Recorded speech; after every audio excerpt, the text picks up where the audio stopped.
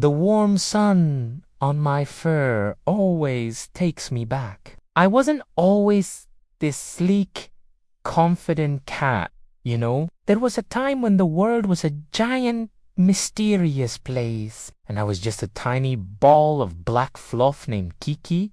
I remember watching a mother duck with her ducklings today, and it all came flooding back. The memory started with a sound. Fine beep. It was a sunny afternoon in the old barn. My entire universe back then. I was batting at a dust mote, dancing in a sunbeam. A typical kitten at play moment. Then I heard it. Not a bird, not a mouse. It was a high, constant beeping. Beepy, beepy. I froze, one paw still hanging in the air. My ears swiveled like little radar dishes, trying to pinpoint the source. My eyes went wide. Pupils swallowing the blue. What on earth was that? This was serious. I crouched low, my tiny tail puffed up like a bottle brush, and began to creep through the forest of straw, a miniature hunter on a grand expedition. I peeked from behind a huge wooden barrel, and that's when I saw them. In a cozy nest sat Mama Hen, big and feathery, clucking softly, and all around her were 3 living, breathing balls of yellow fuzz. The cheeps, they were peeping and wobbling and bumping into each other. My little kitten brain just couldn't process it. Were they fur? No? Feathers? Maybe? Were they food? They didn't smell like food. Were they toys? They were moving, and that was very interesting. Then one of the cheeps broke away from the group and started wobbling right toward my hiding spot. I was torn. My hunter instinct screamed bounce. But something else, something I didn't understand, held me back. The little fuzzball stopped right in front of me. It let out a loud peep and looked up at me with its tiny black dot eyes. I leaned in, my nose twitching, sniffing this strange new creature. And then it pecked me. A tiny, gentle tap right on my pink nose. Primera jumped back, shaking my head. It wasn't painful, just that weird. I tried to be fierce. I let out a tiny, high-pitched hiss and puffed up my fur to look like a mighty panther. But the cheep didn't even flinch. It just peeped again, and its 2 siblings wobbled over to join it. Now all 3 of them were just staring at me. Peep, peep, peep. My big cat act completely deflated.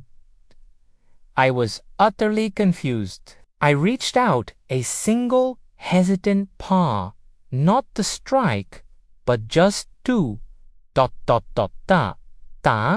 touch.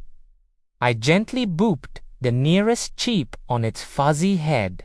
It wobbled, and it was so soft, incredibly soft. The cheep seemed to like it. It nuzzled against my paw. My confusion started melting away, replaced by a dawning sense of wonder. I did it again. A slow, deliberate boop. The cheep peeped happily. Before I knew it, I wasn't hiding anymore. I was sitting right in the middle of the straw, and the 3 cheeps were climbing all over me. One nestled into my chest fluff. Another batted at my twitching tail. The 3rd was trying to scale my head. I was perfectly still, a look of pure, bewildered bliss on my face. A tiny rumbling purr started in my chest, mixing with their happy peeps. This was the best thing that had ever happened to me. Suddenly, a large shadow fell over us. It was Mama Hen. She let out a low, warning cluck. I froze, looking up at this giant bird. I carefully untangled myself from the pile of chicks, feeling a little guilty. But Mama Hen didn't look angry, just firm. She herded her chicks back toward the nest with gentle nudges of her beak. They peeped in protest, looking back at their new furry friend. I watched them go, feeling a little sad. But then Mama Hen turned back. She looked right at me, a tiny kitten in a big barn. She clucked softly, not a warning this time, but an invitation. She nudged a stray piece of grain toward me. I sniffed it.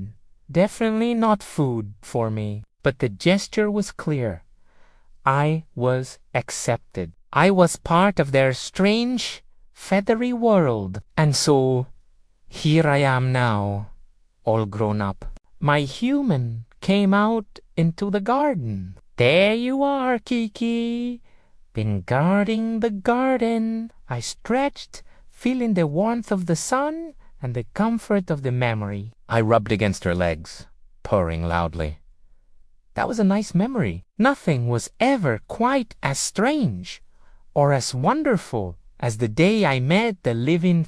I learned a big lesson that day. Not everything new is scary. Sometimes it's just soft, and sometimes the most unlikely friendships are the ones that warm you for a lifetime. Thanks for sharing this memory with me. If you love stories about unlikely friends, be sure to follow for more